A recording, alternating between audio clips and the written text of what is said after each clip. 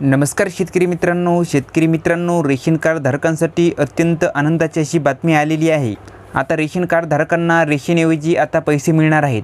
प्रत्येक महिन्याला पैसे मिळणार आहेत। तर शेतकरी मित्रांनो, नेमके किती पैसे मिळणार आहेत, कोणाला मिळणार आहेत याच्याविषयी एक जी आर प्रसिद्ध झालेला आहे। तो जी आर आपण या आजच्या व्हिडिओच्या माध्यमातून अगदी सविस्तर जाणून घेणार आहोत। त्याआधी शेतकरी मित्रांनो, तुम्ही जर का आपल्या के मराठी जी आर या यूट्यूब चॅनलवरती नवीन आला असाल तर चॅनल सबस्क्राईब करून ठेवा आणि बेल नोटिफिकेशन ऑन करा, जेणेकरून असेच आणखी नवनवीन व्हिडिओ हे आपल्यापर्यंत येत जातील। चला तर शेतकरी मित्रांनो, नेमकी माहिती काय आहे ते आता आपण पाहूया।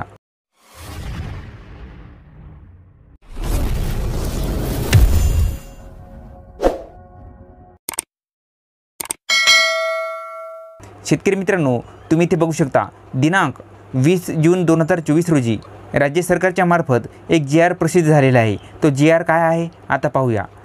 छत्रपती संभाजीनगर व अमरावती विभागातील सर्व तसेच नागपूर विभागातील वर्धा जिल्ह्यातील APL म्हणजेच केशरी शिधापत्रिका धारक शेतकऱ्यांना थेट रोख रक्कम हस्तांतर योजनेनुसार देय असलेल्या रकमेत सुधारणा करण्याबाबत हा जी आर प्रसिद्ध झालेला आहे। म्हणजे शेतकरी मित्रांनो, जी काही पहिल्या जी आरनुसार रक्कम दिलेली होती त्याच्यामध्ये वाढ करून ही रक्कम आता लाभार्थ्यांच्या थेट बँक खात्यात जमा करण्यासाठी हा जी आर प्रसिद्ध झालेला आहे।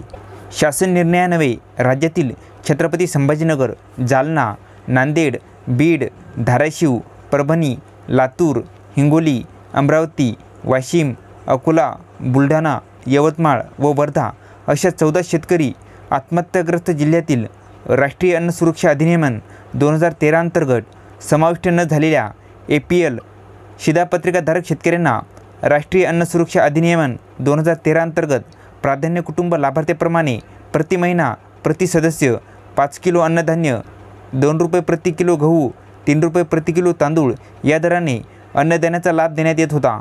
सदर योजनेकरिता आवश्यक असलेल्या अन्नधान्याची खरेदी केंद्र शासनाच्या नॉन NFSA योजनेअंतर्गत गहू 22 रुपये प्रति किलो व तांदूळ 23 रुपये प्रति किलो या दराने करण्यात येत होती।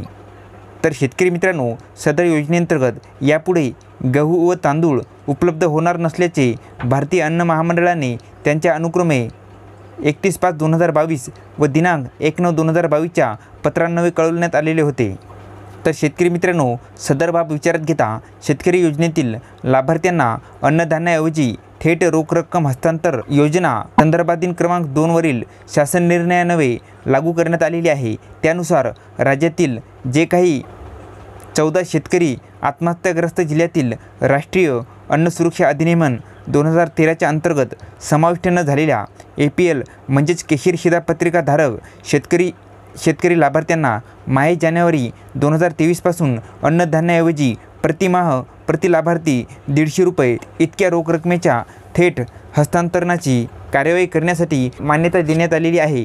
तसेच प्रतिवर्षी किमान आधारभूत किमतीत होणाऱ्या वाढीनुसार केंद्र शासनाने अधिसूचित केलेल्या cash transfer of food subsidy rules 2015 मधील तरतुदीनुसार प्रतिमाह प्रति लाभार्थी सुधारित वाढीव रोख रक्कम थेट हस्तांतरित करण्यासाठी मान्यता देण्यात आलेली आहे।